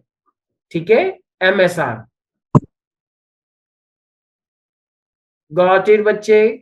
तो सेक्स लिंक के अंदर एक पर्टिकुलर क्रिस क्रॉस फॉलो होता है, डैड से डॉटर में या मदर से सन में। अगर मदर से सन में कोई डिजीज दिख रही है तो वो क्या होगा? Sex link recessive. अगर डैड से डॉटर में जा रही है तो सेक्स लिंक डोमिनेंट। और अगर किसी के पास भी जा रही है, कुछ भी हो रहा है, तो वो फिर होगा ऑटोसोमल डोमिनेंट या फिर ऑटोसोमल रिसेसिव। गॉट इट बच्चे? So, हाँ जी बच्चे बोलो। ठीक है, तो बच्चे अब आप लोग ना थोड़ा सा ध्यान से देखेंगे, ठीक है, और आप लोग फिर मुझे बताएंगे कि ये क्या है, ये क्या चीज को शो कर रहा है। मान लो बच्चे प्यारे प्यारे कि एक मेरे पास डैड थे और उन डैड को कोई बीमारी थी। फिर अब डैड को कोई बीमारी थी तो उन्होंने एक फीमेल को देखा, वो फीमेल भी अफेक्टेड थी। सैड। ठीक है, फिर उनके बच्चे हुए, पहला लड़का हुआ, वो बेचारा भी अफेक्टेड है। सैड। फिर उनके एक लड़की हुई, वो भी अफेक्टेड है। सैड। ये तो पूरी फैमिली ही अफेक्टेड है। ठीक है, पर अब एक चीज है कि वो आपको निकालने के लिए दे सकता है कि भाई इनकी जीनोटाइप को निकालो। ठीक है, अभी देखते हैं। ये एक नॉर्मल फीमेल है। अच्छा पहले इतना हिस्सा देखते हैं बस, ठीक है, अभी मैं एकदम से ही कॉम्प्लिकेट दे दूंगा तो फिर आपको समझ नहीं आएगा। ठीक है, हाँ जी। अब इतना हिस्सा देखने के बाद आप मुझे बताइए कि इनका जीनोटाइप क्या है और ये डोमिनेंट है या रिसेसिव है? So ये ऑटोजोमल हो गया ना? हाँ, ये ऑटोजोमल है क्योंकि दोनों ही अफेक्ट हो रहे हैं, राइट? और Yes sir. ऑटोजोमल है तो ये क्या होगा? देखो डोमिनेंट में लोग ज्यादा ज्यादा ज्यादा बीमारी होती है। देखो सारे में ध्यान से देखना, अगर देखो मैं इस तरीके से यहाँ पे लिखता हूं, ये दो दो चीजें हो सकती हैं। ये या तो ये कैपिटल ए हो सकता है, ठीक है, या फिर ये कैपिटल ए स्मॉल हो सकता है, तभी तो ये अफेक्टेड है। Yes. ये कैपिटल ए की वजह से बीमारी आ रही है, यहाँ पे कैपिटल ए अफेक्टेड है। ठीक है, ये वाला भी क्या हो सकता है बच्चे? कैपिटल ए, और ये क्या हो सकता है? कैपिटल ए स्मॉल ए, तो ये अफेक्टेड है। लेकिन मुझे एक बात बताओ, क्या क्या इनके सारे बच्चे अफेक्टेड हैं या एक नॉर्मल है? एक नॉर्मल है। नॉर्मल है। तो एक नॉर्मल है, तो ये नॉर्मल क्यों होगा? क्योंकि इसका स्मॉल ए रहा होगा तभी तो। Yes sir. और इसका ये स्मॉल ए कहां से आया होगा? एक मॉम से आया होगा, एक डैड से आया होगा, राइट? तो इसका मतलब क्या ये कैपिटल ए हो सकता है क्या? नहीं। क्या ये कैपिटल ए हो सकता है क्या? नहीं। नहीं। ठीक है, गॉट इट बच्चे, समझ में आया? तो इसका मतलब ये पक्का कैपिटल ए स्मॉल ए है, ये भी कैपिटल ए स्मॉल है। और इस बच्चे का क्या आया होगा? तो देखो इस बच्चे का कुछ भी हो सकता है, या तो ये भी हो सकता है, या ये फिर ये कैपिटल है। हो सकता है। दोनों में से कुछ भी हो सकता है। ठीक है, या फिर ये भी कैपिटल ए हो सकता है, या फिर ये कैपिटल ए स्मॉल है, लेकिन ये पक्का स्मॉल है। तो इसलिए बच्चे ये क्या हो गया? Autosomal dominant. Got it everybody? बच्चे आया समझ में या नहीं आया? Yes sir. अच्छा अब आप मुझे बताएंगे, एक डैड थे, वो डैड एकदम नॉर्मल थे, लेकिन दुर्भाग्यवश उनको एक ऐसी फीमेल से शादी हुई जो फीमेल अफेक्टेड थी। ठीक है, किसी डिजीज से। अब उनके एक बच्चा हुआ, बेबी गर्ल हुई, वो भी अफेक्टेड थी बेचारी, सैड। फिर उनके एक लड़का हुआ, वो भी अफेक्टेड था बेचारा, लेकिन उस लड़के की एक नॉर्मल लड़की से शादी कर दी गई साजिश के तहत, ठीक है। फिर बच्चे, तो उसके एक लड़का हुआ, वो नॉर्मल था, लेकिन बच्चे उसके एक और लड़का हुआ, वो अफेक्टेड था। अब इतना हिस्सा देखकर आपको ये क्या लग रहा है कि ये डोमिनेंट है या रिसेसिव है या सेक्स लिंक्ड है? क्या यहाँ पे कोई पर्टिकुलर अफेक्ट हो रहा है? नहीं, यहाँ पे तो कोई कुछ भी हो रहा है, Yes, तो sir. इसका मतलब ये सेक्स लिंक तो नहीं है, ये Autosomal. ऑटोजोमल है। अब ऑटोजोमल में ये क्या है, डोमिनेंट या रिसेसिव? क्या लग रहा है आप लोगों को?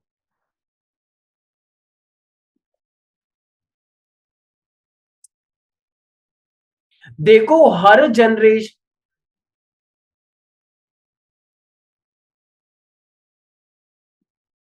सॉरी बच्चे, अभी शायद हैंग हो गया था।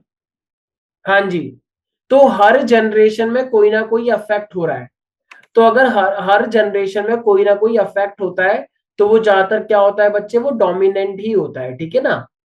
तो वो क्या होता है बच्चे, ऑटोसोमल डोमिनेंट। अब देखो, तो देखो यहाँ पर ये भी अफेक्ट हो रहा है, ये भी अफेक्ट हो रहा है, ये भी अफेक्ट हो रहा है, तो ये बच्चे डोमिनेंट ही होगा। रिसेसिव के अंदर ना ज्यादातर ना एक जनरेशन ना स्किप हो जाती है, एक जनरेशन के अंदर ज्यादातर चीजें दिखती नहीं है, बहुत कम लोग बीमार होते हैं रिसेसिव के अंदर, क्योंकि रिसेसिव वाला हाइड हो जाता है ना, हिडन हो जाता है, तो इसलिए उसके अंदर में चीजें दिखती नहीं है। तो ये क्या हो जाएगा बच्चे, ऑटोसोमल डोमिनेंट। अच्छा, तो ये ऑटोसोमल डोमिनेंट क्यों है बच्चे बताओ? अच्छा, इसका जीनोटाइप बताओ, जिया, जिया जिया रे जिया, बच्चे बताओ प्यारी प्यारी। तो ये क्या क्या क्या ये अफेक्टेड है? नहीं है।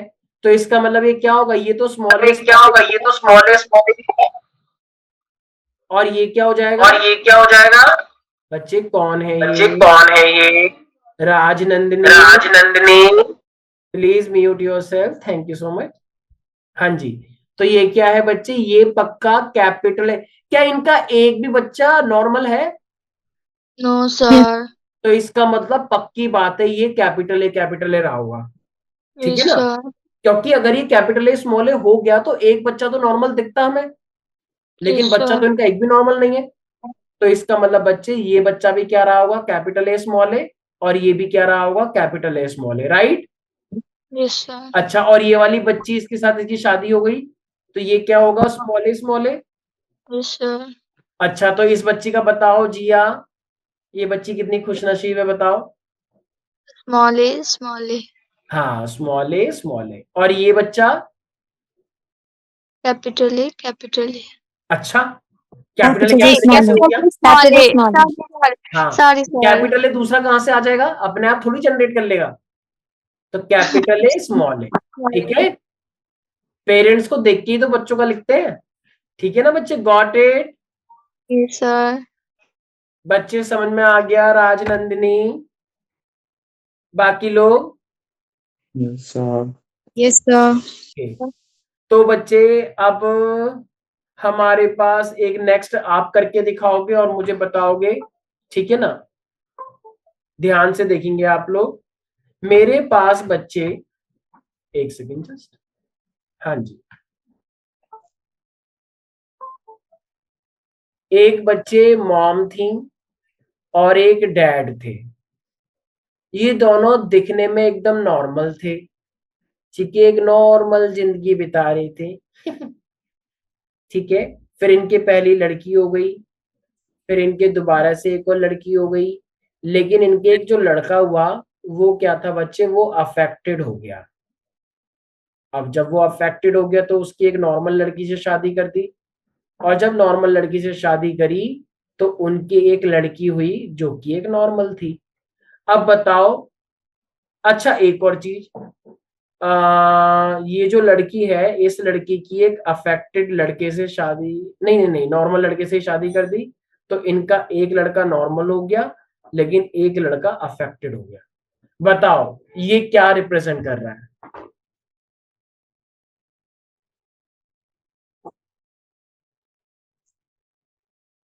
ये डोमिनेंट है या रिसेसिव है, क्या लग रहा है Recessive. बच्चे? Just give me 1 minute, I will be back, just give me 1 minute. How can you say that? ऐसा क्या देखा आपने इसके अंदर? और Right, mother. जनरेशन स्किप हो रही अच्छा, जनरेशन स्किप हो रही है, ठीक है, जनरेशन तो स्किप हो गई। देखो, और मुझे एक बात बताओ, ज्यादातर लोग अफेक्टेड हैं या अनअफेक्टेड हैं? अनअफेक्टेड। It तो is. जब भी अनअफेक्टेड होगा तो वो क्या होगा? रिसेसिव। ठीक है, डोमिनेंट तो भाई डोमिनेंट होता है ना, तो डोमिनेंट के अकॉर्डिंग शो होगा। डोमिनेंट लोग ज्यादा होते हैं ना, तो इसलिए वो उसमें ज्यादा अफेक्ट होंगे। तो अच्छा, इनका जीनोटाइप क्या होना चाहिए फिर बताओ? तो ये देखो, Capital अगर A, रिसेसिव small a. वाला है और ये अफेक्टेड नहीं हो रहा, इसका मतलब ये पक्का capital A Capital A, small A small होगा, a. Yes, sir.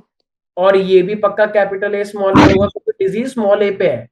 ठीक है, तो बच्चे ये कैपिटल ए भी हो सकता है और ये कैपिटल ए स्मॉल ए भी हो सकता है, यस और नो? Yes, sir. ये भी कैपिटल ए स्मॉल ए हो सकता है। अब ये अफेक्टेड है तो इसका क्या होगा?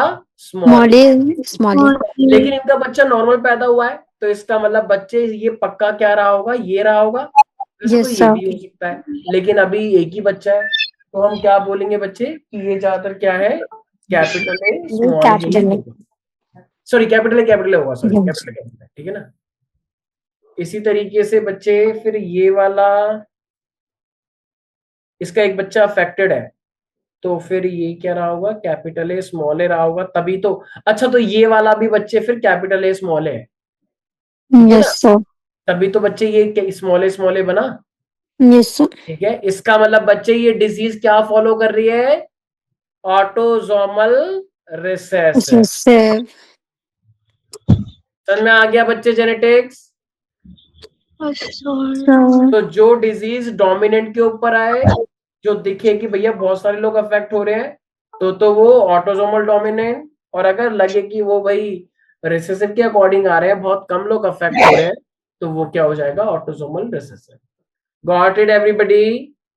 yes, sir. Sir okay, Jiya प्यारी बच्ची। Yes, sir. ओके, अब आप मुझे बताएंगे इसको देखकर, ठीक है ना? एक सेकेंड, जस्ट सिर्फ इतना हिस्सा देखकर हम क्या बोल सकते हैं? देखो, ये फीमेल है, right? Autosomal recessive. Autosomal, are you sure? Autosomal. Sex linked recessive. हाँ, मैंने क्या बोला था? डैड से अगर डॉटर में जाए या मॉम से सन में जाए। देखो, अब यहाँ पे ज्यादा कुछ तो हमें दिया नहीं है, बस हमें एक ही चीज दिख रही है कि मॉम से किस में आ रहा है? सन में। Yes, तो sir. अगर ये मॉम से सन में बस इतना ही दिया है, तो इतना ही तो तुम्हें पता लग गया। हमें पता लग गया कि भैया ये सेक्स लिंक्ड है। अब सेक्स लिंक में क्या है ये? अगर डैड से डॉटर में जाता है तो डोमिनेंट, और मदर से सन में जाएगा तो recessive. Got it? Yes, sir. तो ये हो जाएगा बच्चे सेक्स लिंक्ड रिसेसिव। ठीक है जिया प्यारी प्यारी बच्ची।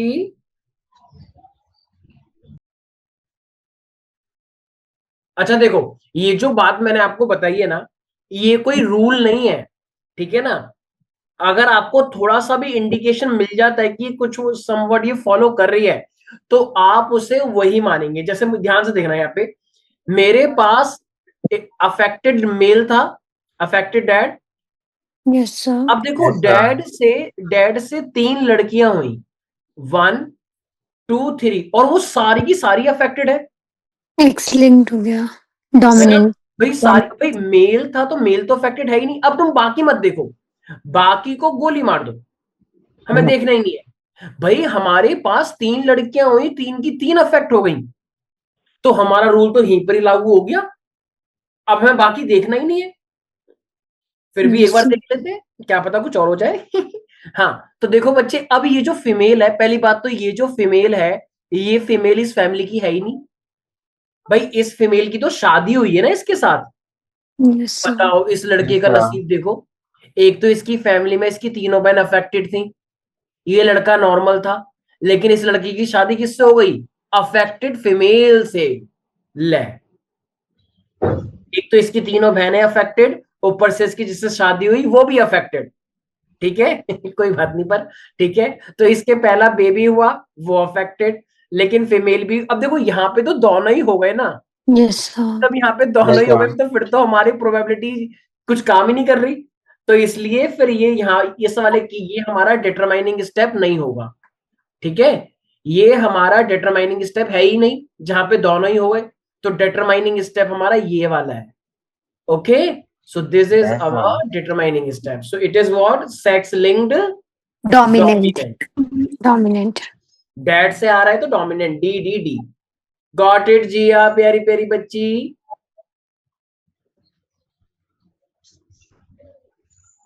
Jiya seems confused, right? नहीं सर। आ गया पक्का? ओके, तो ठीक है, फिर मैं एक क्वेश्चन देता हूं, देखते हैं वो कौन बताता है। और कोई बोलेगा नहीं, वो मुझे चैट पे लिख के भेजेंगे पर्सनली, ठीक है ना? पता तो लगे किसको आया किसको नहीं। Just give me 1 second.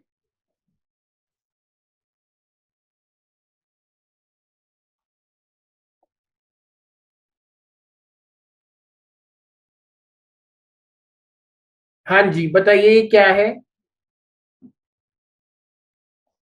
Personally.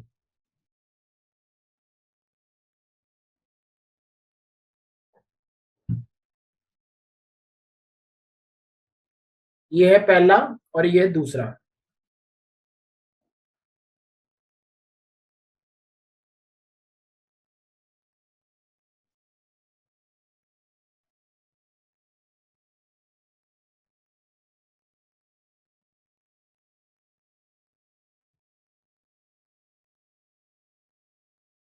हाँ जी, ये दो है हमारे पास, आपको बताने हैं। ए फर्स्ट का क्या होगा, सेकंड का क्या होगा?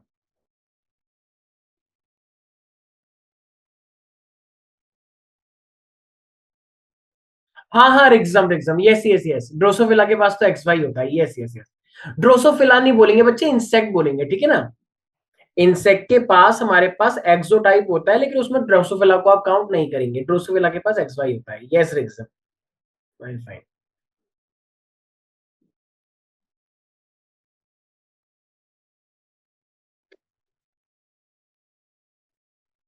ऑटोजोमल, ओके ओके, ठीक है। ओके, देखो इतना तो पक्का है कि भाई यहाँ पे तो जनरेशन स्किप हो गई है। तो यहाँ पे जनरेशन अगर स्किप हो गई है तो इसकी तो गारंटी हो गई कि भैया ये ऑटोजोमल रिसेसिव है, राइट? Yes, sir. क्योंकि ऑटोजोमल रिसेसिव में कैरेक्टर थोड़े कम एक्सप्रेस होते हैं, तो यहाँ पे ये बच गया। तो ये पक्का क्या रहा होगा? कैपिटल ए कैपिटल ए, ठीक है, और ये रही होगी स्मॉल ए स्मॉल ए। तभी इसकी वजह से सारे बच्चे क्या हुए? Capital A small A capital A small A capital A small A. अब ये अफेक्टेड हो गया, क्यों? क्योंकि इसका स्मॉल ए ये वाला और ये वाला दोनों मिल गया होगा, तभी तो ये अफेक्टेड हो गया। हो गई हो गई, ठीक है। तो इसका मतलब यहाँ पे डिजीज किस पे लाई कर रहा है बच्चे? स्मॉल ए के ऊपर, ठीक है। ओके, अब यहां पर आते हैं। देखो यहाँ पे ना दो टाइप हमें दिख रहा है। एक टाइप क्या दिख रहा है कि फीमेल से सन में आया है, लेकिन फीमेल से सन में आया पर एक सन तो नॉर्मल है। हाँ, तो अगर एक सन नॉर्मल है, इसका मतलब ये सेक्स लिंक तो नहीं है, ये सेक्स लिंक तो नहीं हो सकता, ठीक है ना भाई? एक सन नॉर्मल कैसे हो गया? तो सेक्स लिंक की प्रोबेबिलिटी तो गई। अब ये ऑटोजोमल है। अब ऑटोजोमल में भी क्या है, ध्यान से देखते हैं एक बार। देखो, ऑटोजोमल में देखा जाए, ध्यान से देखना बच्चे, पहला बच्चा नॉर्मल, दूसरा बच्चा अफेक्टेड, तीसरा बच्चा नॉर्मल है। तो फिर तो ये अफेक्ट तो भाई, इसकी शादी अफेक्टेड से हुई है तो बच्चे तो अफेक्टेड होंगे ही, लेकिन 3 में से 2 बच्चे नॉर्मल हैं। अब मुझे एक बात बताओ, जब 3 में से 2 बच्चे नॉर्मल होंगे तो ये डोमिनेंट होगा या रिसेसिव होगा? भाई 3 में से 2 बच्चे अफेक्टेड होते तो डोमिनेंट हो जाता, लेकिन 3 में से सिर्फ एक ही बच्चा अफेक्टेड है इसका, और वो भी लड़का। सेक्स लिंक की प्रोबेबिलिटी खत्म हो गई क्योंकि ये लड़का नॉर्मल है, तो ये बच्चे हैं recessive. It is also a autosomal recessive. ठीक है, this is a autosomal recessive. सोचना है थोड़ा बच्चे, जेनेटिक्स सोचने की है। मैथ्स फिजिक्स सब आ जाएगा, डीपली थिंकिंग भी आ जाएगी, एआई भी फेल हो जाएगी। यहाँ पे एआई भी कंफ्यूज हो जाती है जेनेटिक्स पे आके। ठीक है, तो बच्चे अब इसके जीनोटाइप क्या हो सकते हैं जरा सोचना एक बार। अगर ये रिसेसिव है तो पक्की बात है फिर ये क्या रहा होगा, कैपिटल ए, ये रहा होगा स्मॉल ए। नहीं नहीं नहीं, ये वाला रहा है बच्चे कैपिटल ए स्मॉल ए। ठीक है ना, तो ये वाला कैपिटल ए स्मॉल है, तो इसका मतलब बच्चे, इसके जो बच्चे आए होंगे वो कैपिटल ए स्मॉल है, लेकिन ये वाला जो तीसरा बच्चा है ये इसका रहा होगा स्मॉल ए। और ये तो अफेक्टेड है ही स्मॉल ए, इसलिए बच्चे इसके साथ देखो मैच कर रही हैं चीजें, स्मॉल ए। तो देखो इसके दोनों बच्चे हुए स्मॉल ए। ठीक है, तो ये हो गया हमारे पास ऑटोसोमल रिसेसिव। गॉट इट बच्चे, कोई डाउट है इसके अंदर? बच्चे नहीं आया समझ में आप लोगों को? आ गया? थोड़ा सा Yes, टफ है sir. पर कोई बात नहीं, प्रैक्टिस करेंगे तो आ जाएगा। ठीक है एवरीबडी, अर्चना, अंतरा, और उस बच्चे ने एकदम सही बात बोली कि जो ड्रोसोफिला मेलानोगास्टर होता है उसका भी एक्स वाई टाइप होता है। ठीक है, आप उसको इंसेक्ट समझ के एक्सो मत कर देना, ठीक है, और जेड डब्ल्यू भी मत कर देना।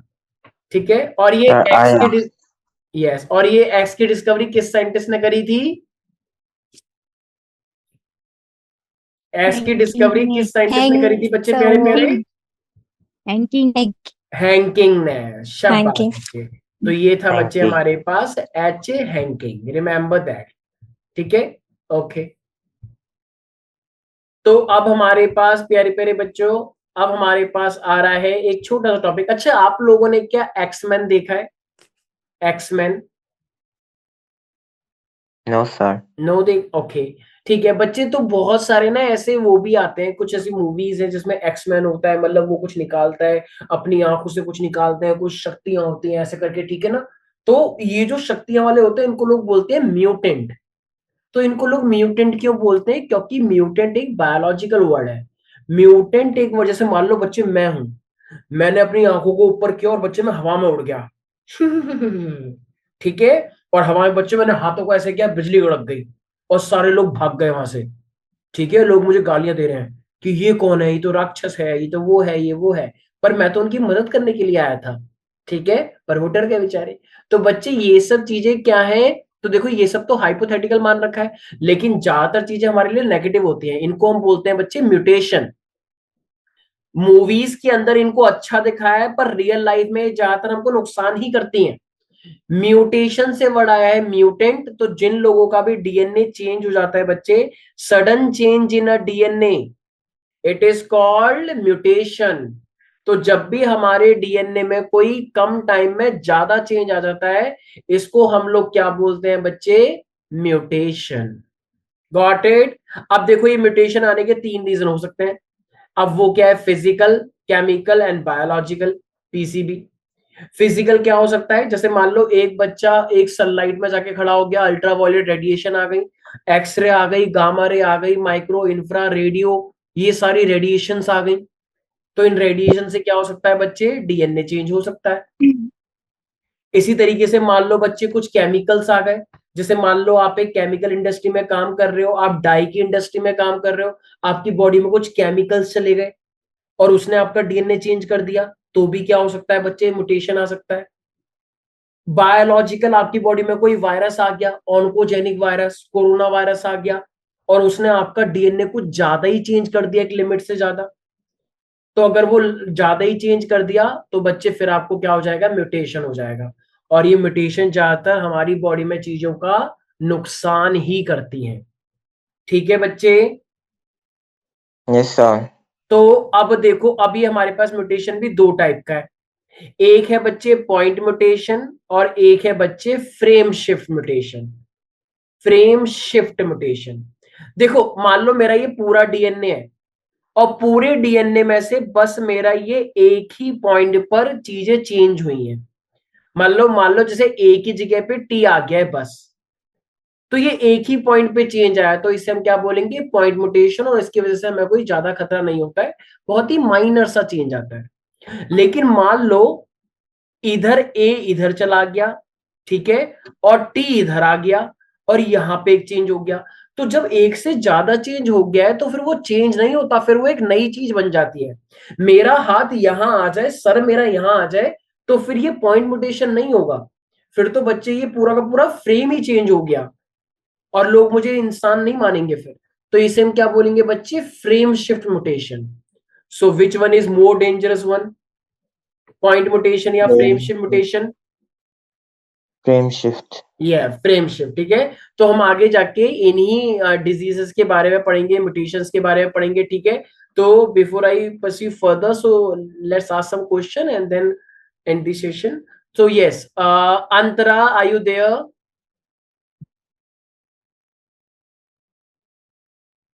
ओके, सुहांग। Yes sir. हाँ सुहांग, मुझे एक बात बताओ, मेंडल का सबसे बड़ा दुश्मन कौन था जिसने एक नई थ्योरी निकाल दी?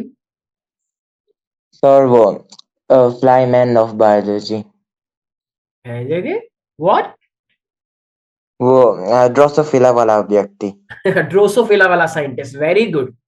मतलब आप साइंटिस्ट का नाम नहीं बोलोगे, वो वाला साइंटिस्ट, कल को आप मुझे बोलोगे वो नीली टी शर्ट वाले सर, ठीक है। T.H. Morgan. Yes, T H Morgan, Thomas Hunt Morgan, ठीक है। Say everybody, Thomas Hunt Morgan. Thomas Hunt और उन्होंने Morgan. किसके ऊपर काम किया था? ड्रोसोफिला मेलानोगास्टर, क्योंकि इसे हम सिंथेटिक मीडियम में भी ग्रो करवा सकते हैं और इसकी साइकिल जल्दी कंप्लीट हो जाती है और इसके अंदर वेरिएशन भी बहुत सारे हैं, तो उससे हमें ज्यादा फायदा मिलेगा देखने को। मान लो अगर आपने कोई कद्दू ले लिया और वो कद्दू एक ही कलर का है, उसके बच्चे भी उसी कलर के हैं, फिर उसके और बच्चे भी उसी कलर के हैं, तो इससे तो हमें कुछ देखने को ही नहीं मिला।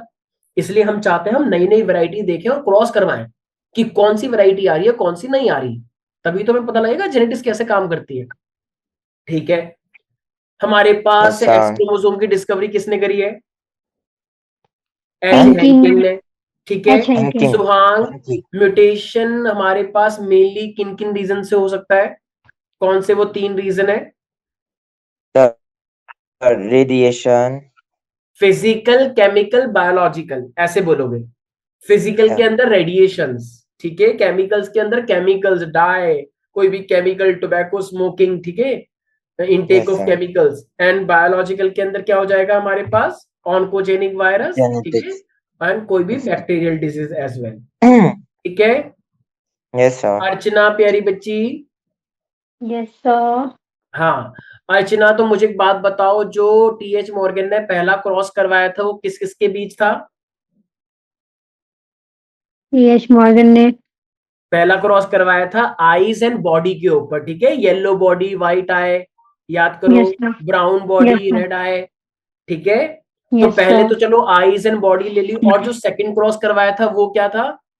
वो था बच्चे बॉडी एंड मिनिएचर विंग, मतलब विंग्स को लिया था उसने, तो एक बॉडी एंड विंग्स, ठीक है। एंड कौन अच्छा। सा वाला क्रॉस मेंडल की सपोर्ट में आया था? टीएच मॉर्गन का फर्स्ट क्रॉस या second cross? Second. Second cross Mendel के फेवर में था, लेकिन फर्स्ट क्रॉस मेंडल के अगेंस्ट में था, तो उसने फर्स्ट वाले से ही क्या निकाला? लिंकेज का फिनोमिना। और लिंकेज का फिनोमिना क्या चीज शो नहीं करता है? Law of independent assortment. That's why recombinant frequency सिर्फ कितनी थी? 1.3%। Got it everybody? Yes, sir. Okay, and the last question to प्यारी बच्ची जिया। जिया, ये पेडिग्री में डिजीज कितने टाइप की होती है, क्या नेम है उनका? Disease. पेडिग्री एनालिसिस के अंदर डिजीज 4 टाइप की होती हैं, वो 4 डिजीज के नेम क्या है बच्ची?